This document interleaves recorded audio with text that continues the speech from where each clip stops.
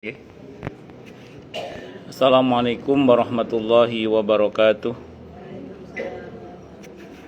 Bismillahirrahmanirrahim. Alhamdulillahirabbil alamin. Wa bihi nasta'inu ala umurid dunya waddin. Wassalatu wassalamu ala asyrafil anbiya'i wal mursalin. Sayyidina wa habibina wa syafi'ina wa qurrati a'yunina wa maulana Muhammadin wa ala alihi wa ashabihi wa dzurriyyatihi ajma'in, amma ba'd. Asyhadu an la ilaha illallah wa asyhadu anna Muhammadar Rasulullah wa ufawwidhu amri ilallah innallaha basirum bil ibad. Hasbiyallahu la ilaha illa huwa alaihi tawakkaltu wa huwa rabbul arsyil azim. Qala Allah Ta'ala fi kitabihil karim hikayatan an nabiyillahi Musa alaihi salam. Rabbi syrah li sadri wa yassir li amri wahlul 'uqdatam min lisani yafqahu qawli. Para asatidzah, para ibu-ibu sekalian, hafizani wa hafizakunallah, bil khusus segenap pengurus majelis ta'lim, ibu-ibu Masjid Babu Taubah, yang semoga pengurusnya dan jamaahnya selalu dalam naungan rahmat, barokah, perlindungan serta bimbingan Allah Subhanahu wa Ta'ala. Amin, Allahumma amin, insyaallah. Tentu saya doakan semoga kemuliaan ibu-ibu sekalian selalu dijaga dan ditingkatkan terus oleh Allah Subhanahu wa Ta'ala sebagai seorang muslimah, sebagai seorang istri, sebagai seorang ibu, dunia hingga syurga. Amin, Allahumma amin, insyaallah. Allahumma inna nas'aluka ilman nafi'a wa rizqan tayyiba wa amalan mutaqabbala wa fatahallahu lana futuhal arifin. Allahumma inna na'udzubika min ilmin la yanfa' wa amalin la yurfa' wa qalbin la yakhsha' wa du'a la yusma'. Allahumma ati anfusana taqwaha wa zakkiha anta khairum man zakkaha anta waliyuha wa maulaha. Allahumma barik lana fi sya'bana wa ballighna ramadhana. Semoga Allah berkahi Sya'ban kita dan Allah hinggakan kita ke Ramadan dalam keadaan sihah wal afiyah, dalam ketaatan kepada Allah dan Rasulnya Muhammad sallallahu alaihi wasallam, dan semoga kita semua lulus sebagai alumnus terbaik Ramadan dengan gelar muttaqin, bahkan lil muttaqina imama. Amin, Allahumma amin, insyaallah, mudah-mudahan. Sekarang halaman 194 nggih. Oh, 195 bagian poin 11. Roh berada di tempat sebelum badannya diciptakan. Baik. Bismillahirrahmanirrahim. Roh berada di tempat sebelum badannya diciptakan. Ini merupakan pendapat di tempat apa ini kok? Judulnya ya. Ada yang kurang terjemahannya barangkali ini. Ini merupakan pendapat Abu Muhammad Ibn Hazm yang rahimahullah, yang didasarkan kepada pendapat yang dipilihnya sendiri bahwa roh itu diciptakan lebih dahulu sebelum badannya diciptakan. Yang aslinya kita itu badan apa roh? Roh. Badan itu baru diciptakan kalau merujuk pada hadis yang ada kitab Al-Arba'in An-Nawawiyah itu setelah berada di rahim di usia 120 hari itu baru kita tempati sebagai, jadi badan baru tempati roh itu ya, artinya enggak roh dulu. Roh kan ada dulu. Yang aslinya kita kan yang roh. Kan tadi bilang saya tanya aslinya kita roh kan? Iya. Ya, badan itu baru kita tempati di usia 120 hari di rahim. Kalau proses penciptaannya badan kan dari bertemunya ovum dan sel sperma itu, atau dari sejak orang tua kita menyimpan sperma dan ovum di sulbi masing-masing itu gitu. Jadi pada saat itu badan baru ada. Kalau roh itu sejak zaman azali. Sejak zaman azali, zaman di mana kita hanya berupa roh saja, itu sudah ada. Jadi nanti gini. Ibu nanti ke alam azali itu alam roh. Alam roh sebelum kita lahir itu namanya alam azali namanya. Semua ada. Jadi gini, saya dan Bu Murni itu seusia loh rohnya. Rohnya fisik kita aja yang beda. Ya. Ya, betul. Jadi gini, saya mau terangkan dulu. Nanti apa yang saya katakan ini bisa dicek dalam kumpulan Sahih Hadis Qudsi. Ada buku judulnya Sahih Hadis Qudsi. Di situ ada hadisnya itu. Jadi dulu kepada Nabi Adam ditampakkan keturunannya yang masih berupa roh itu seperti kerumunan semut gitu ya, seperti kerumunan semut yang buahnya itu. Jadi kita ini semua ini pernah ditampakkan kepada Nabi Adam. Ketika kita di alam azali, saat itu kita berupa roh saja. Nabi Adam melihat keturunannya semuanya termasuk kita. Jadi ya, di dalam hadis itu diceritakan Nabi Adam itu tertarik dengan salah satu keturunannya namanya Nabi Dawud. Dawud alaihissalam, Nabi Dawud itu. Kata Allah, kan Nabi Adam tertarik, bagus ini anak ini. Iya dia keturunanmu, cuman di umurnya pendek. Kata Allah dalam hadis qudsi itu. Umurnya hanya 40 tahun. Kata Nabi Adam, boleh nggak ya Allah saya sumbang umur saya 60 tahun. Nabi Adam itu usianya 1000 tahun. Ini sekarang cerita ini bukan takhayul, bukan khurafat. Ini ada dalam kumpulan Sahih Hadis Qudsi. Nanti bisa dicek dalam kitab itu nanti. Saya punya kitabnya soalnya. Boleh nggak ya Allah saya sumbang 60 tahun dari umur saya? Kata Allah boleh. Akhirnya Nabi Dawud itu usianya 100 tahun. Nabi Dawud itu usianya berapa? 100 tahun. Jadi secara kuantitas ditambah oleh Allah. Ajalnya ditambah. Singkat kata, singkat cerita, Nabi Adam diceritakan dalam riwayat itu beliau didatangi malaikat maut di usia 1000 tahun kurang 60 tahun. Kata Nabi Adam, loh kok wis teko, kok udah datang kan belum waktunya. Kata malaikat maut, panjenengan lupa ya bahwa yang 60 tahun dari sumbangkan ke Dawud. Oh iya lali aku. Itu awal mula manusia lupa itu. Ya, namanya juga manusia, sesuatu manusia yang dibuat lupa kan. Maka singkat kata singkat cerita itu posisi kita di alam azali itu sudah. Jadi kita itu sejak zaman azali itu sudah punya nama sebenarnya. Jadi nama kawan bayi, kawan lahir, bukan kawan lahir, kawan alam roh sana itu. Saya nggak tahu apa dulu memang aslinya murni atau mungkin ada nama lain selain murni, saya nggak tahu. Sudah ada. Alam azali kita sudah, dari roh kita itu sudah punya nama. Buktinya Nabi Daud sudah ada namanya Dawud. Iya. Termasuk nama Nabi Muhammad SAW kan sudah tertulis di Arsy bahkan sebelum sebelum beliau lahir kan, ketika Nabi Adam melihat tulisan di bawah Arsy, tulisan La ilaha illallah Muhammadur Rasulullah. Siapa Muhammad kok begitu mulianya? Namanya disandingkan dengan nama Allah. Bukan berarti Nabi Muhammad SAW sejajar dengan Allah, bukan. Kalau kata para ulama, tambihan ala ului maqami. Siapa tahu Muhammad ini? Diterangkan oleh Allah, ini keturunanmu. Nanti yang bernama Muhammad boleh diterangkan. Nah, sebelum kita dikirim ke alam rahim, itu ada dialog antara kita dengan Allah. Kalau di hadis itu, maksud dalam kitab At-Tadhkir Imam Al-Qurtubi itu ada beberapa dialog yang cukup banyak lah antara kita dengan Allah. Termasuk mungkin ya kurikulum hidup kita nanti di dunia sebagai apa misalnya. Jadi dulu Bu Murni sama Allah itu ya ngobrol soal konveksi segala, karena memang ternyata takdirnya kan ya kira-kira gitu. Cuman cuplikan dialognya itu diabadikan oleh Allah di surah Al-A'raf ayat 172 itu. Itu cuplikan dialog itu kalau kata Imam Al-Qurtubi. Iya, hanya coba. Begitu kita mau dikirim, alastu bi rabbikum qalu bala syahidna. Bukankah aku adalah Tuhan kalian, nggih, kami menjadi saksi. Kan dilanjutkan agar nanti orang itu nggak bisa mangkir dari hasil pembicaraan dengan Allah itu, mereka nggak bisa mangkir. Makanya ada yang menjelaskan begini, nanti itu ketika dihisab dan di mizan, orang masuk neraka itu sebenarnya bukan Allah yang memasukkan. Ada yang mengatakan begitu terkait dengan neraka ya, bukan Allah yang memasukkan, tapi manusia itu sadar diri, ngerti. Oh nggih, ternyata memang saya nggak cocok dengan kurikulum saya dulu. Saya melanggar kurikulum yang sudah disepakati antara kita dengan Allah. Wong suruh nyembah Allah kok nyembah selain Allah. Suruh ngaku adanya Tuhan kok nggak percaya sama adanya Tuhan misalnya. Suruh percaya sama akhirat kok nggak percaya sama akhirat. Akhirnya ngakoni dhewe, ya wis rumangsa dhewe, ya wis kono. Jadi rumangsa dhewe. Rumangsa lek dhewe napa? Nggak sesuai dengan kurikulum yang disepakati pada saat di alam azali itu.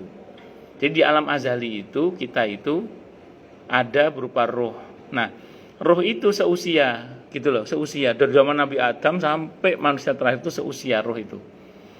Hanya pas mau dikirim ke sulbi orang tuanya di casting dulu oleh Allah itu. Jadi kamu lahir dulu, nanti kamu jadi suaminya Murni. Ya, ya sapa maneh Bu. Dia umur yang Edi yang lain kasih ini. Edi Sudrajat. Singkat kata singkat cerita di casting gitu loh. Jadi saya sama bapak saya itu lahir dulu. Wis kono lahir dulu Mas Suri, kono Bet lahir dulu. Ibu saya tuh lahir dulu. Nanti jadi ibunya Subhan misalnya. Jadi saya itu di casting gitu. Tapi jangan terus gini sama orang tua, Pak, hasil casting Pak ya. Tapi memang betul kan Allah kasih peran masing-masing memang. Jadi roh itu, makanya kata para ulama, roh itu seusia. Roh itu seusia. Makanya dalam masalah spiritualitas, dalam masalah ilmu itu tidak ada senioritas sebenarnya. Maka ulama-ulama terdahulu yang raksasa-raksasanya ilmu itu bisa saja dikritik oleh raksasa-raksasa ilmu setelahnya yang jauh di bawahnya itu tidak ada masalah. Kenapa? Karena masalah spiritualitas, masalah ilmu itu nggak ada senioritas. Karena sejatinya kita itu sebagai roh memang seusia gitu loh. Tapi kalau perkara fisik memang ada senioritas. Tapi kalau perkara rohani, perkara ilmu nggak ada senioritas. Itu biasa mawon. Bisa dimengerti ya. Nah itu namanya kita yang asli, yang roh itu. Terus kita diinstal di hardware kita itu, apa namanya ini? Tubuh kita ini, di tubuh kita ini, di perangkat keras kita ini, diinstal dalam bentuk sekarang kita pakai ini gitu. Nah, kalau tubuh ini dari hasil mengumpulkan nggak? Dari hasil mengumpulkan nggih, mengumpulkan dari ongol-ongol, kecambah, tempe, semacam-macam nggih. Semacam-macam roti yo, keju barang sing mangan keju. Nah, singkat kata singkat cerita, ini tubuh dari hasil mengumpulkan. Berarti tubuh ini asli kita bukan? Tubuh ini asli kita bukan? Tubuh ini. Enggak. Yang asli kita yang mana berarti? Yang roh tadi itu. Makanya nanti yang lanjut ke alam berikutnya, jasad apa roh? Roh, jasad dipakai di mana? Di kuburan nggih. Walaupun nanti ada keterkaitan tetap. Jadi jasad diparkir di kuburan, roh lanjut ke alam kubur, namanya alam barzah itu. Nah, nanti di hari kebangkitan kita punya badan lagi. Badan kita yang baru itu juga dari hasil mengumpulkan juga sama. Cuman kalau yang sekarang kan dari hasil mengumpulkan ongol-ongol tadi, ongol-ongol dan kawan-kawan itu. Ketan serundeng dan lain-lain itu. Ya kan, dari hasil ngumpulin itu. Nah, sementara badan kita yang nanti dari hasil ngumpulin amal kita hari ini. Yauma idzi yasdurun nasu ashtatan liyurau a'malahum. Pada hari di mana manusia keluar dari kuburnya dengan bentuknya yang macam-macam. Tapi benihnya tetap dari tubuh yang sekarang, yaitu di bagian tulang ekor yang paling kecil itu, yang nggak bisa hancur itu. Bijinya dari situ tetap. Tapi bentuk tubuhnya, tubuh kita nanti itu berdasar informasi amal. Kalau sekarang kan berdasar informasi genetika kedua orang tua kita itu. Bisa dimengerti ya. Nah, itu makanya kita ini yang sering saya sampaikan. Sebenarnya Bu, orang itu asal ruhaninya sehat, asal ruhaninya kuat, bagaimanapun keadaan fisik itu nggak ngaruh sebenarnya. Karena berapa banyak orang yang mungkin secara fisik misalnya sakit atau secara fisik mungkin lemah, tapi karena ruhnya yang kuat itu tidak menghalangi prestasinya yang besar dan luar biasa. Jenderal Sudirman kan sakit, tapi kalau karena ruhaninya beliau kuat dengan izin Allah, ya nyatanya bisa memimpin perang, gerilya dan seterusnya itu. Itu seperti itu. Maulana Ilyas itu yang mendirikan jamaah tabligh yang dakwah di seluruh dunia, itu orangnya sakit itu. Tapi dakwahnya itu karena ruhaninya yang kuat itu. Jadi ruhaninya yang kuat itu yang menguatkan jasmani dengan izin Allah. Tapi sebetapapun jasmaninya kuat, kalau ruhaninya yang lemah, mbok ya apa ceritanya, ya wis kayak nggak ada manfaatnya gitu. Nah, makanya yang pokok dari kita itu ruh itu. Nah, cuman kan sebagian orang beda pensikapannya, sebagian orang ya. Mudah-mudahan kita enggak ya. Kita itu kalau ada dirasa sakit di fisik langsung ambil obat yang terbaik, dokter yang terbaik. Salah enggak salah, bener enggak apa-apa, teruskan. Cuman salahnya gini, ada kesombongan dalam hati, tenang-tenang saja. Ada kedengkian dalam hati, tenang-tenang saja. Ada kikir dalam hati, tenang-tenang saja. Padahal itu penyakit yang sesungguhnya, itu yang berbahaya itu. Nah, harusnya bagaimana? Fisik harus kita jaga, ini amanah dari Allah. Monggo lanjutan mau olahraga, mau minum kolagen, atau mau body language atau apa terserah dengan lah, pokoknya untuk menjaga fisik lahir. Tapi batin harus lebih dijaga lagi. Kenapa? Karena sesungguhnya kita yang batin itu, ngoten loh. Jadi sesungguhnya kita yang batin itu, yang sesungguhnya kita itu. Jadi kalau misalnya ada kedengkian dalam hati, jangan dibiarkan, harus segera. Kok tumben aku saiki duwe rasa ngene ya. Wis astagfirullah. Tazkiyah itu harus dibersihkan. Jangan dibiarkan. Kalau terasa berat sekali rasanya penyakit hati itu ya harus diopname kalau perlu. Ya opnamenya ya Riyadhah itu ya tirakat orang Jawa nyebutnya. Tirakatnya dalam bentuk ya ngatamno Quran, apa perbanyak sholat sunnah, apa itikaf. Pokoknya jaga jarak dulu dengan dunia lah kalau bahasa kita. Dari menjaga jarak dulu dengan hiruk pikuknya dunia untuk mengopname bagian-bagian hati yang mungkin sedang kurang sehat misalnya. Itu seperti itu. Nah, jadi orang yang peduli dengan kesehatan ruhaninya itu memang sepatutnya itu yang harus lebih dijaga memang daripada sekedar menjaga jasmani. Saya ulang, bukan berarti jasmani nggak penting, jasmani penting, tapi yang tidak kalah pentingnya adalah ruhani, karena yang sesungguhnya kita adalah yang ruhani itu. Ngoten nggih. Pun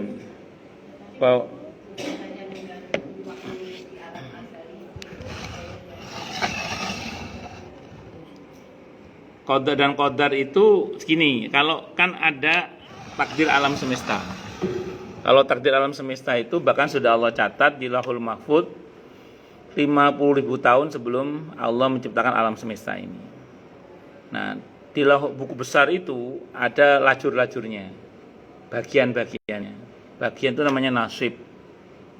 Nasib itu bagian, nasibun bahasa Arab ya. Nasib itu iya, nasib yang bahasa Arabnya kalau juga nasib kan bagian. Bagiannya Bu Murni, bagiannya Bu Ida, bagiannya Bu Irma, bagiannya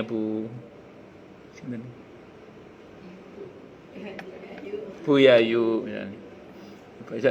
Kita punya bagian-bagian takdir masing-masing. Itu yang diserahkan ke malaikat untuk dicatat saat kita sebagai janin di rahim ibu kita usia 120 hari itu. Itu nasib. Makanya di hadisnya kalau ibu pernah baca di kitab At-Tadhkirah itu kan ketika jasad itu sudah usia 120 hari itu kan malaikat nanya, "Ya Allah, mukhallaqatin am ghairu mukhallaqatin?" Apakah ini akan diteruskan penciptaannya atau cukup? Kalau Allah bilang ora, jangan dilanjutkan, keguguran ya. Tapi kalau Allah bilang lanjut, malaikat terus bertanya, "Ya Allah, takdirnya bagaimana?" Lihat di Ummul Kitab, di buku induk. Jadi catatan takdir kita itu sebenarnya sudah ada sebenarnya. Nah, baru dicatat diberikan kepada kita sebagai bagian takdir kita itu di usia 120 hari. Tapi jangan pernah kita berkata begini terus. Lewat petang wulan berarti gak usah ditungakno wis wong takdir udah ditulis. Jangan begitu. Bahwa kita ini sebagai makhluk kena aturan Lauhul Mahfuz, iya. Tapi ingat, Allah sebagai pemilik Lauhul Mahfuz itu tidak kena aturan Lauhul Mahfuz. Makanya walaupun sudah lewat 4 bulan tetap harus kita doakan anak itu. Gitulah. Bisa dimengerti nggih? Nah, jadi nasib itu takdir yang menjadi bagian kita. Itu nasib namanya. Nah, kadang nasib kita bersinggungan. Jenengan kali kula bersinggungan ketemu pengajian ngeten niki. Ketemu sama Pak Edi bersinggungan ketemu sebagai jodoh misalnya. Bersinggungan ketemu sama Besan jadi anak jenengan nikah sama. Itu persinggungan nasib. Sebagaimana buku yang lajurnya banyak, kadang lajur itu bersinggungan antara satu dengan satu yang lain. Nah, bahkan tidak jarang ketika takdir itu misalnya panjenengan di sini, saya di sini misalnya, atau saudara yang di sini, ketika ini digoyang, sini ikut goyang juga kadang. Itu kata para ulama itu ada yang mengatakan begitu. Saya pasti ingat saat itu saya mau ngajar ke sini saat itu. Mengajar sini sekian tahun yang lalu, udah lama ya. Saya depan rumah sakit Ananda itu saya jatuh sama adik saya itu. Jadi ada mobil muter balik mendadak, saya jatuh pakai motor ya. Terus kemudian sampai Bu Niken saat itu bilang, di rumah ada motor kalau Ustaz teman mau pakai bisa. Nah, saya alhamdulillah masih ada memang. Nah, terus kemudian bersama dengan saya jatuh itu, kakak saya di Lumajang sana hampir jatuh juga. Jadi ada semacam persinggungan takdir gitu. Itulah yang Nabi sering wanti-wanti itu kan, aukamakal hadis riwayat At-Tirmidzi, ada yang mensahihkan, ada yang menghasankan, ada yang mendhaifkan riwayat ini. Saya pilih yang mensahihkan atau yang menghasankan. Berhati-hatilah dengan firasat seorang mukmin, karena dia melihat dengan cahaya ilahi itu, dengan cahaya Allah. Makanya kalau jenengan kepikiran anak, kepikiran suami, kepikiran siapa aja lah, itu jangan cuman ditelepon, jangan cuman video call, tapi doakan. Kenapa? Karena telepon, video call itu tidak bisa merubah takdir. Sedekah itu penting itu. Kepikiran siapa? Kepikiran anak, kepikiran. Saya itu pernah saat itu terlintas anak saya yang lagi kuliah. Saya tak dungakno, saya iso-iso aku tak dungakno lah. Ya ono apa to? Selang berapa waktu dia cerita sama saya kuliah itu Bu ya. Ditabrak motor saya. Ya itu ditabrak motor, kenceng terlempar dia itu. Qadarullah enggak apa-apa. Alhamdulillah enggak apa-apa. Alhamdulillah Masya Allah selamat. Sampai kata temannya, kamu punya jimat apa? Aku enggak apa-apa. Ya saya enggak tahu ya. Semua kan kembali pada Allah.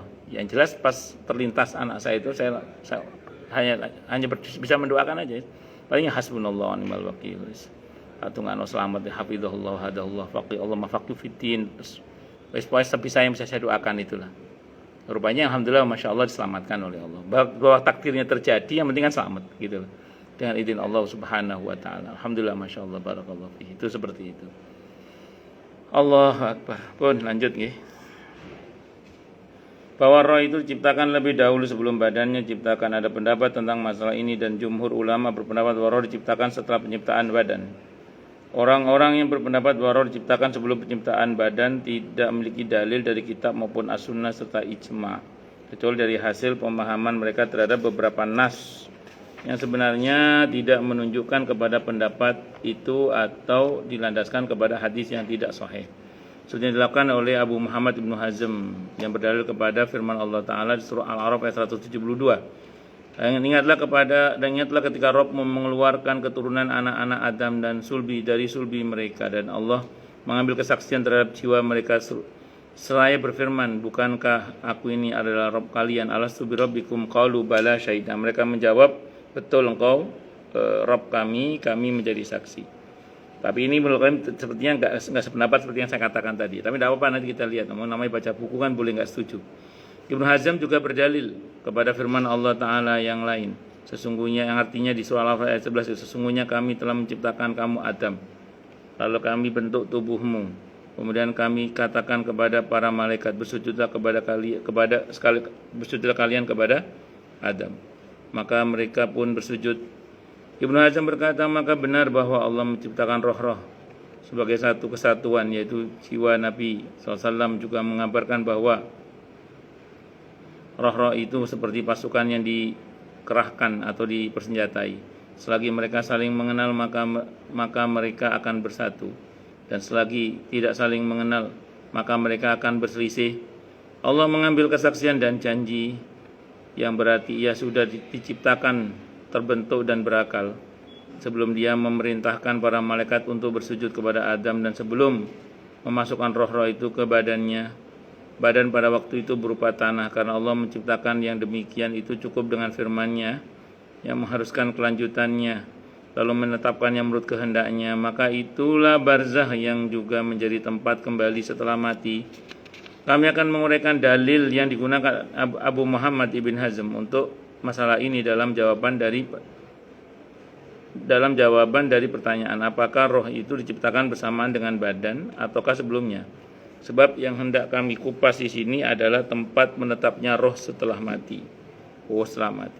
Berkata Ibnu Hazm bahwa roh menetap di barzah yang menjadi tempatnya sebelum badan diciptakan didasarkan kepada keyakinannya itu tentang perkataannya bahwa roh orang-orang yang berbahagia berada di sebelah kanan Adam dan roh orang-orang yang menderita berada di sebelah kiri Adam merupakan perkataan yang benar, sama dengan apa yang dikabarkan Rasulullah Muhammad sallallahu alaihi wasallam tentang perkataannya. Hal itu terjadi dalam keadaan terputus dari semua unsur, tidak memiliki dalil dari kitab maupun as-sunnah, serta tidak menyerupai dengan pernyataan umat Islam.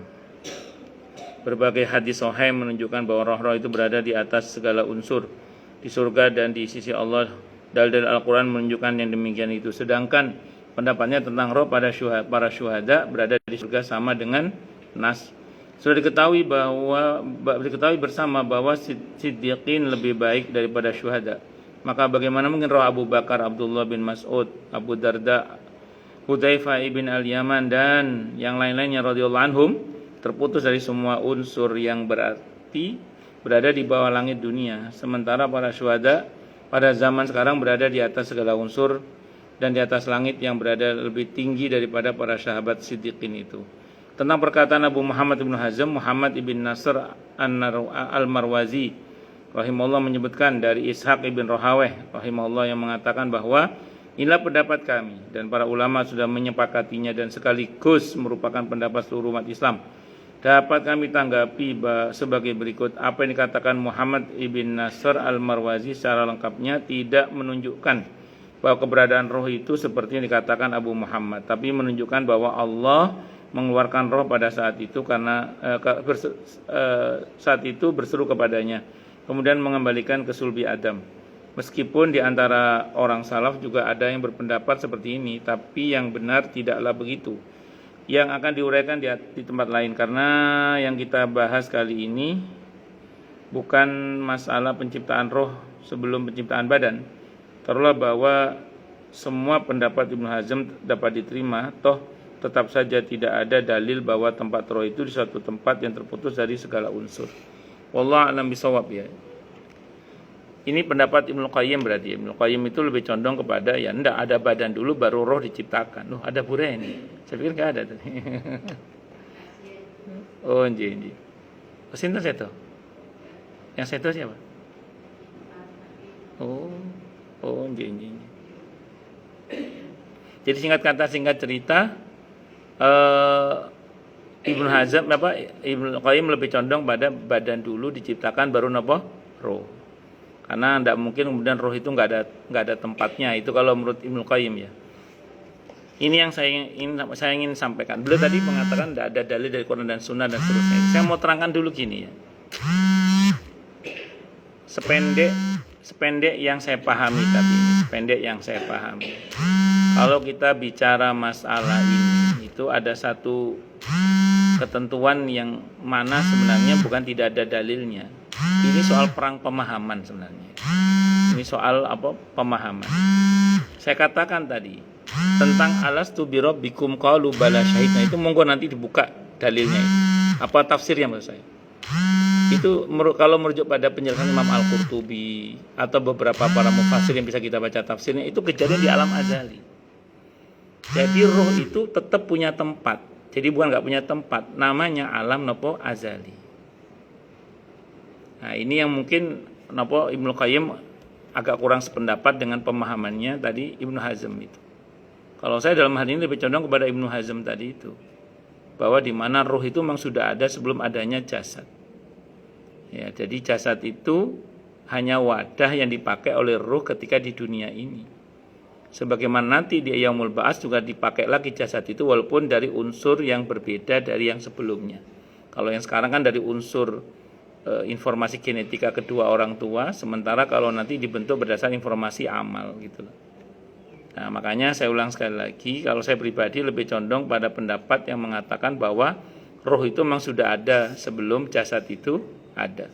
Bahkan ada ulama yang mengatakan ya jasad itu rohani itu seusia. Jadi seusia, bukan beda usia. Jadi kita semua di alam azali itu seusia. Jadi kita ini usianya sama di alam azal, di alam roh itu kita usianya sama. Jadi bukan berbeda. Kita berbeda usia ini begitu kita lahir ke dunia itu baru usia kita berbeda-beda sebagai zahir, sebagai fisik jasmani. Tapi secara ruhani kita semua seusia.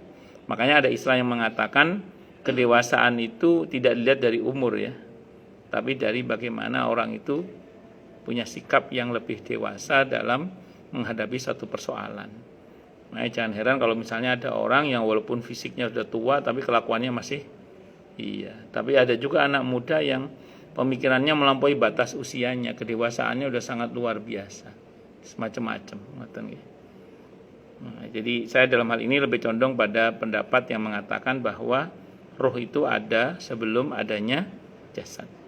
Kalau saya pribadi lebih condong, walaupun klaim-klaimnya Ibnu Qayyim mengatakan Itu tidak dapat dalam Al-Quran dan As-Sunnah, enggak ada, cuman soal pemahaman antara Ibnu Hazm dengan Ibnu Qayyim aja yang berbeda dalam memahami teks-teks itu. Jadi Ibnu Qayyim lebih kepada menuntut adanya tempat bagi roh, maka tidak mungkin roh itu ada kalau nggak ada tempatnya. Nah, kalau yang saya pelajari, tempatnya roh sebelum adanya jasad itu adalah namanya alam apa? Azali. Alam azali. Oh mas. Oh.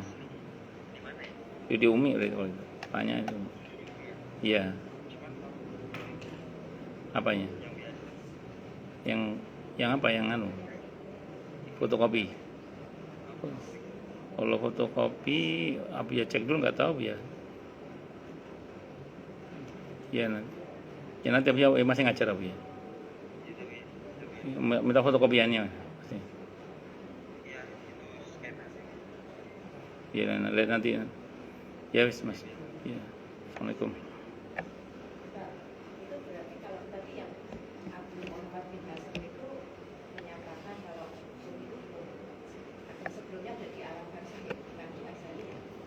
Yang ngomong gitu bukan ya, yang ngomong gitu Ibnu Qayyim itu. Ibnu Qayyim Ibnu Hazm yang ngomong gitu. Coba baca. Nggih. Nggih. Itu itu yang di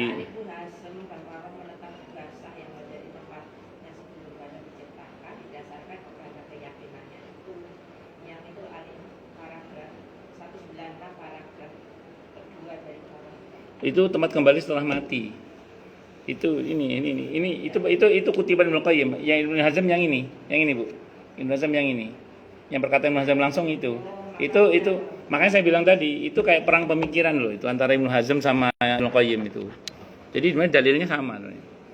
Dan barzah itu tempat kembalinya roh setelah mati maksudnya. Kalau kata Ibnu Hazm yang di sini ini ada ini.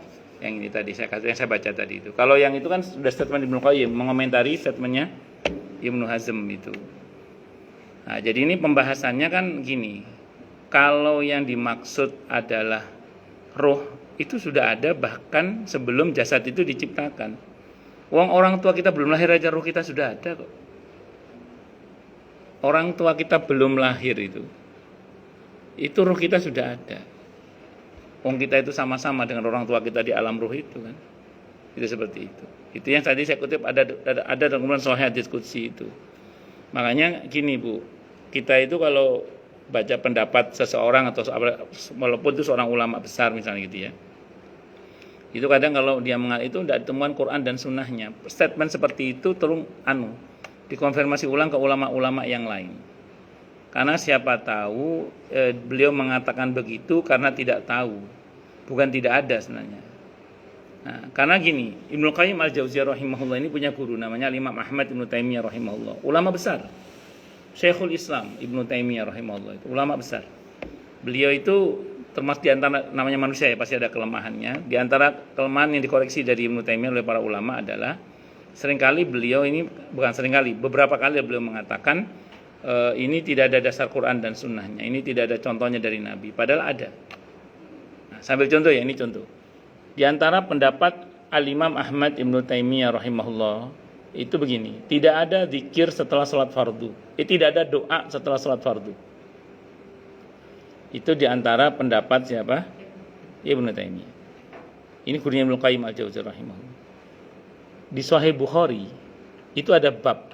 Di Sahih Bukhari itu ada bab. Doa Nabi setelah sholat fardu. Itu ada babnya di Sahih Bukhari. Tapi Ibnu Taimiyah itu sebagai manusia kan beliau bisa lupa kan, bisa tidak tahunya. Cuman statement beliau itu kadang menggunakan istilah itu tadi. Nggak ada dalam Al-Quran dan As-Sunnah itu. Nah, jadi kenapa? Lah kalau sudah terkoreksi jangan diikuti pendapat itu. Kan sudah terkoreksi kan. Contoh yang lain misalnya. Tapi kalau bukan Ibnu Taimiyah kalau ini. Contoh yang lain misalnya. Sering kita pernah dengar, walaupun ini perkara khilafiyah ya, kalau ini perkara khilafiyah. Ada yang mengatakan begini misalnya, tidak ada itu salat qobliyah Jumat itu. yang ada ba'da Jumat. Tapi ini perkara khilafiyah ya. Sebenarnya nanti kalau kita buka dalam Sahih Bukhari lagi misalnya, itu ada bab gini.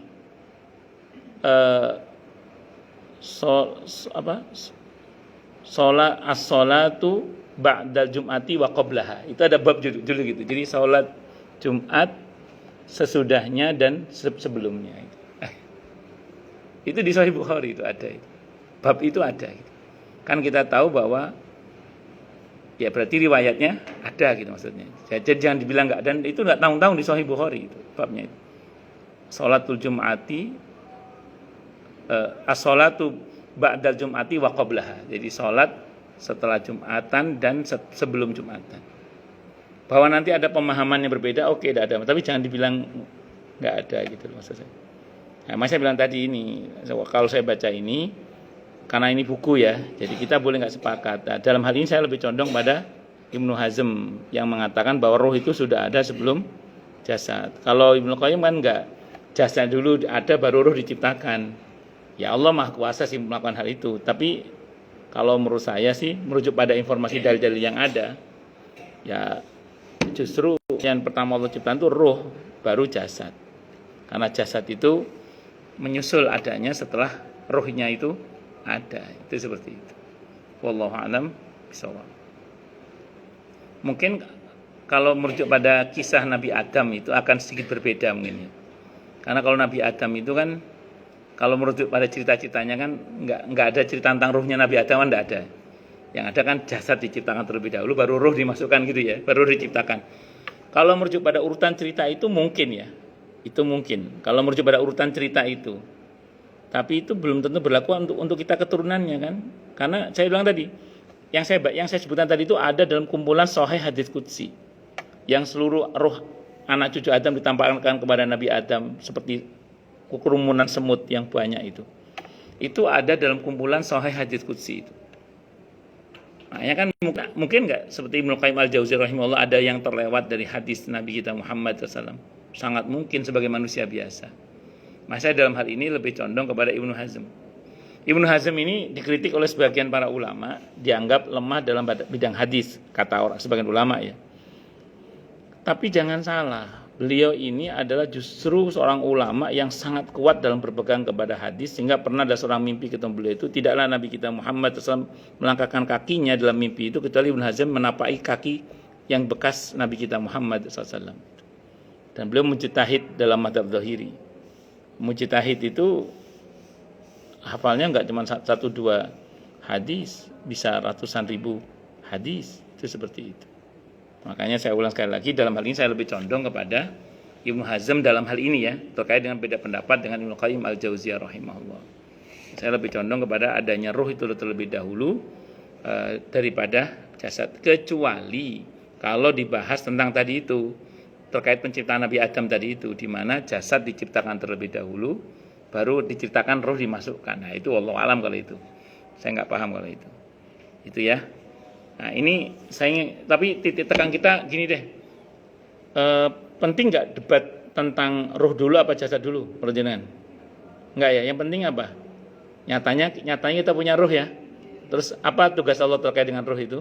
Kita disuruh tazkiyatun nafas kan, pembersihan jiwa. Ya pokoknya nyatanya kita punya roh, jaga kesehatan rohani kita, jaga cahaya dalam hati kita supaya apa? Sehat rohani kita dan jasmani kita juga sehat. Ngaten nggih. Yang salah apa tadi yang saya katakan? Sibuk dengan jasmani, melupakan rohani. Itu yang salah itu.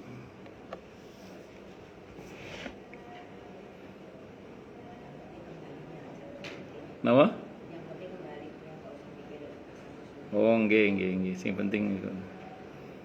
Allahu Akbar. Yang penting harus tahu jalan pulang itu aja. Karena semua kita dalam perjalanan pulang. Karena ya mbok orang ngeyel kayak apa, cuman kita bisa mengatakan kita ini bukan penduduk bumi.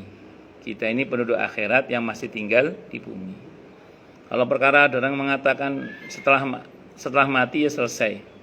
Karena itu puncak dari organisme kehidupan di dunia itu ya mati itu. Itu kan paham yang tidak meyakini adanya akhirat. Hanya kelompok-kelompok ateis itu. Ya maka jawaban itu kan dulu Sayyidina Ali udah pernah ngomong ke kelompok yang seperti itu dengan mengatakan paling enggak keyakinan saya itu lebih baik. Tentu benar ya, tidak hanya lebih tapi benar, tapi bahasa beliau itu lebih daripada keyakinan Anda. Ini dalam bahasa-bahasa dialog ya. Karena kita bisa bedakan antara mana bahasa dialog, mana bahasa keyakinan. Kalau bahasa keyakinan ya apa yang saya yakini itulah yang benar. Cuma kalau bahasa dialog kan istilahnya apa yang saya yakini itu lebih baik daripada keyakinan Anda. Karena saya meyakini kehidupan setelah kematian, maka saya mempersiapkan untuk itu. Sehingga ketika saya mati, kok kemudian tidak ada kehidupan itu, ya saya nggak ada masalah. Nama juga nggak ada mau gimana. Tapi kalau ada, saya juga nggak ada masalah. Kenapa? Karena saya sudah siap.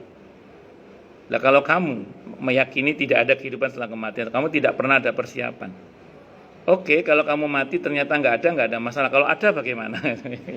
Itu kata sini. Nanti ngajak orang mikir itu namanya. Ngajak itu bahasa-bahasa dialog itu namanya. Bahasa-bahasa dialog. Mengajak orang mikir. Itu seperti itu.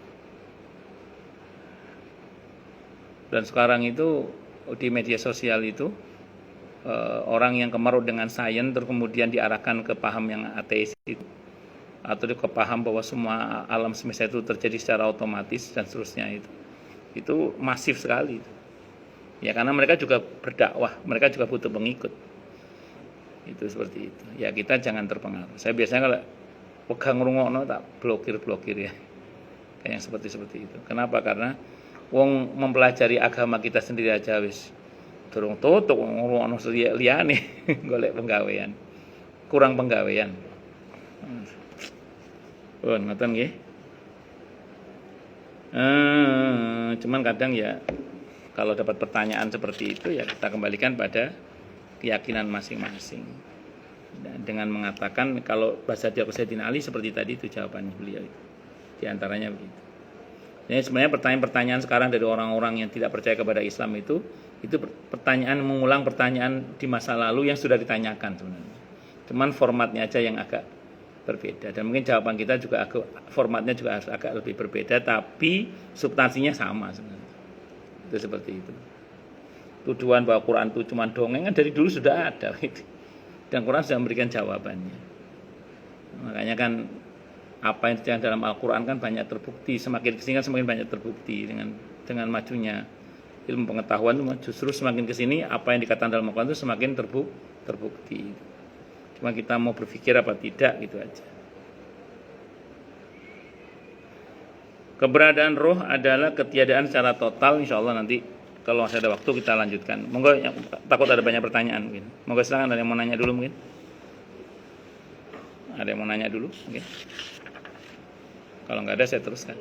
Oke. Ibnu Taimiyah. Kenapa?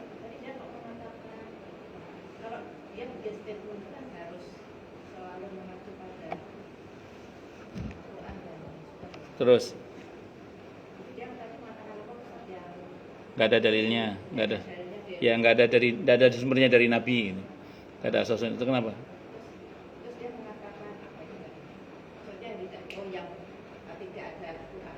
Di salat fardu ya. Iya dari Nabi, betul. Ternyata ada dalam Sahih Bukhari. Gini, saya mau cerita dulu. Al-Imam Ahmad Ibnu Taimiyah rahimahullah itu beliau semasa hidupnya di penjara. Dan beliau nulis buku atau fatwa-fatwanya itu atau kitab-kitab beliau itu ya pakai ingatannya. Kan saya bilang tadi namanya manusia kan kadang ada lupa-lupanya. Jadi beliau nulis buku-bukunya itu di penjara kebanyakan.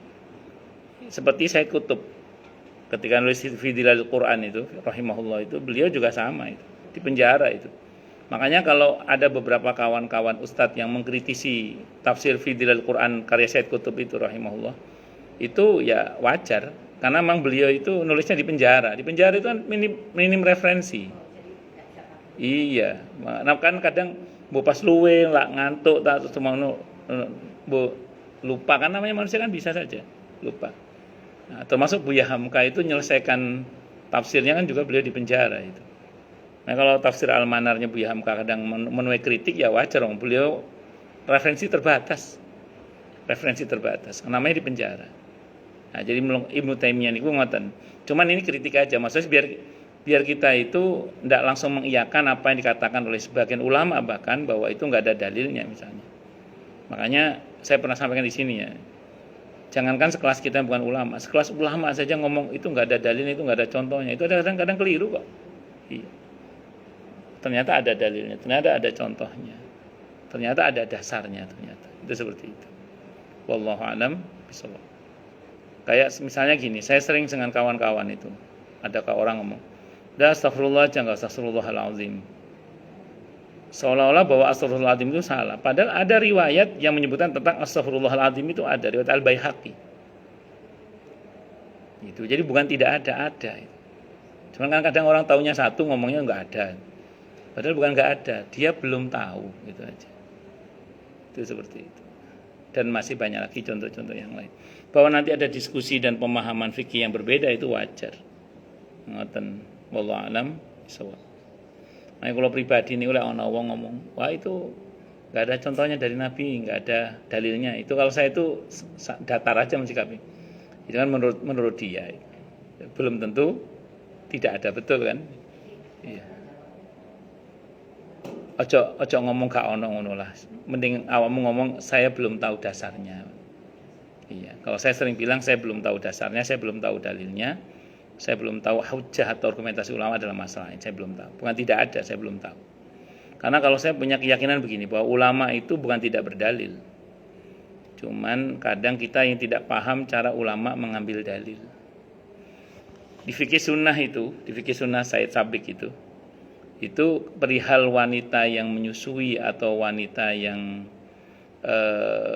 hamil, kalau khawatir akan anaknya kan gantinya dengan qadha dan bayar kafarat fidyah itu Said Sabiq dalam fikih sunnahnya itu mengatakan nggak ada dalilnya itu.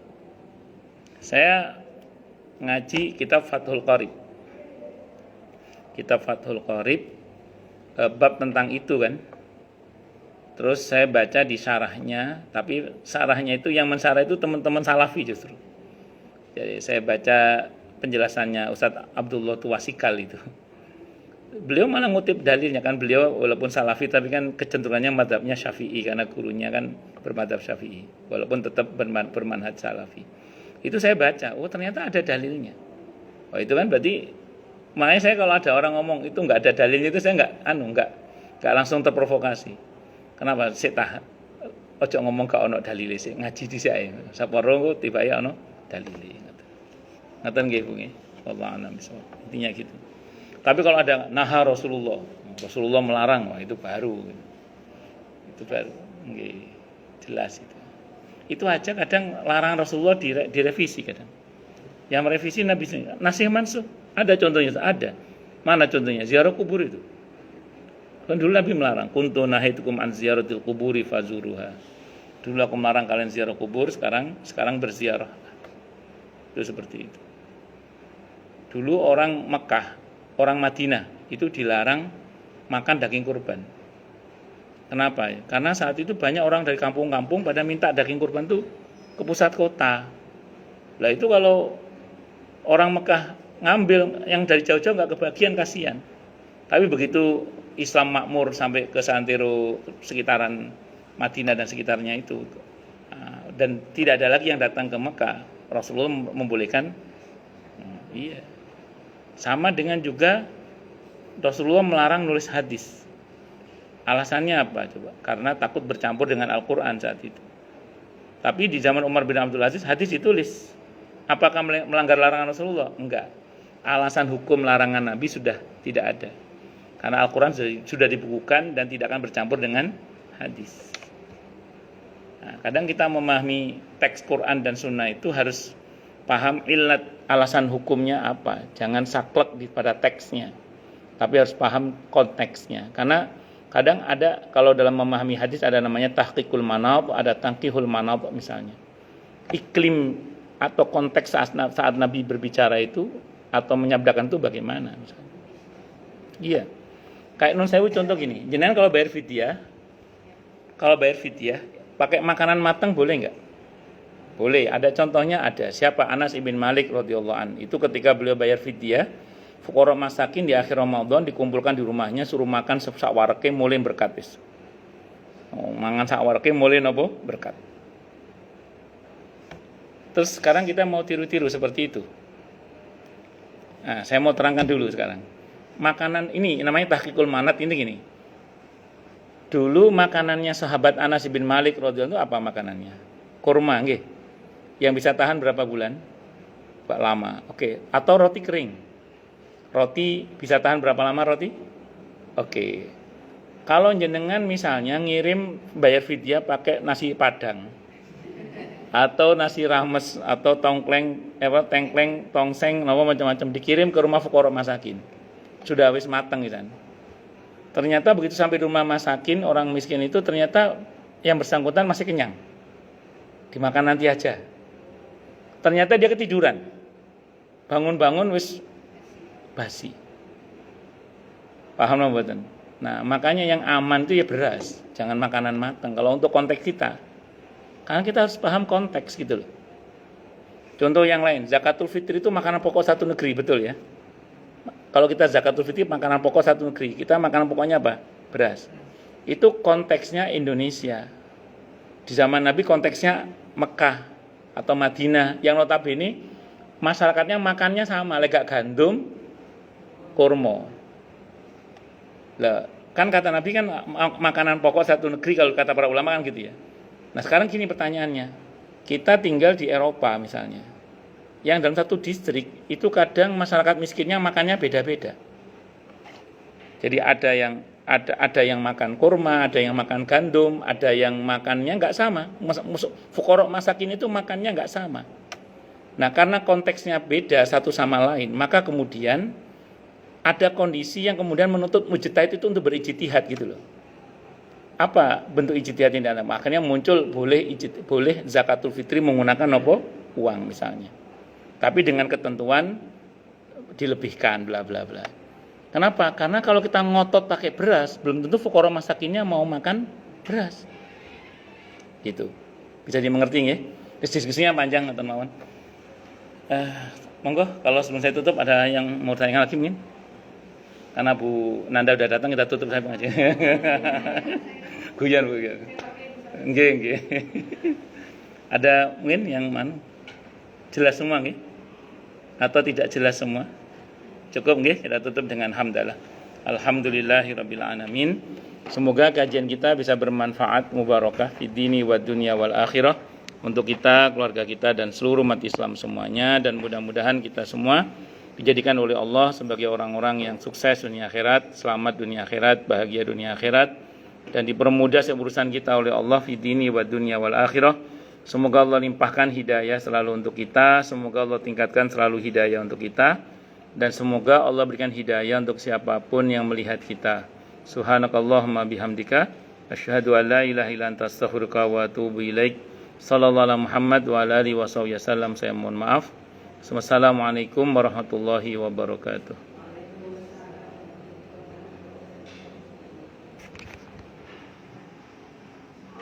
Waalaikumsalam warahmatullahi wabarakatuh.